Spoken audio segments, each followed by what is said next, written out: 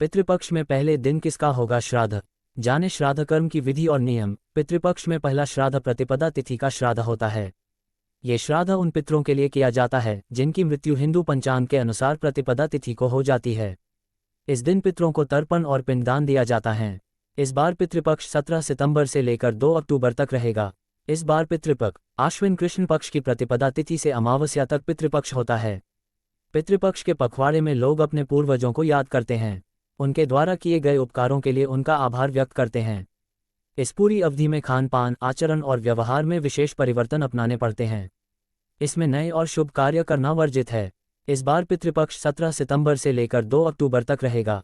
आज पितृपक्ष में पहला श्राद्ध किया जाएगा। पहले दिन किसका श्राद्ध होता है? पितृपक्ष में पहला श्राद्ध प्रतिपदा तिथि का श्राद्ध होता है।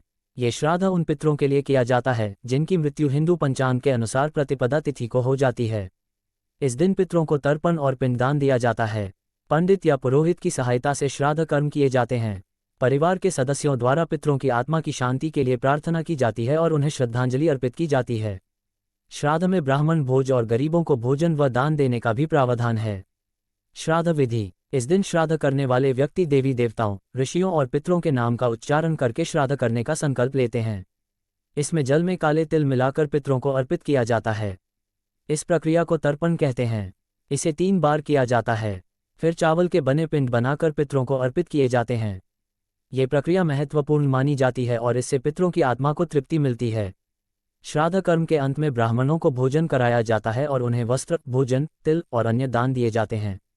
इसे पिंडदान से भी महत्वपूर्ण माना जाता है क्योंकि ब्राह्मणों को पितरों का प्रतिनिधि माना जाता है।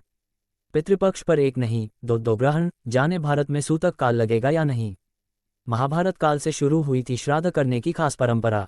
महाभारत काल से शुरू हुई थी श्राद्ध करने की खास परंपरा। ये था गहरा संबंध। पितृपक्ष में न करें इन 6 वस्तुओं का दान। पितृपक्ष में न करें इन 6 वस्तुओं का दान, पितर हो जाएंगे नाराज। परिवार में कौन कर सकता है श्राद्ध? घर का वरिष्ठ पुरुष सदस्य नित्य तर्पण कर सकता है। उसके अभाव में घर को कोई भी पुरुष सदस्य कर सकता है। पौत्र और नाती को भी तर्पण और श्राद्ध का अधिकार होता है। वर्तमान में स्त्रियां भी तर्पण और श्राद्ध कर सकती हैं।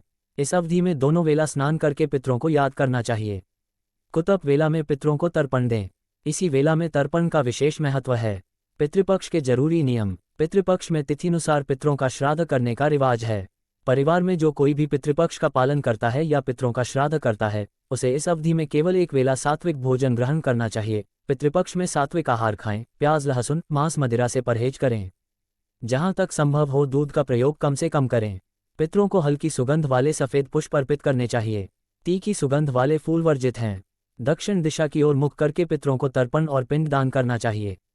पितृपक्ष में नित्य भगवद गीता का पाठ करें।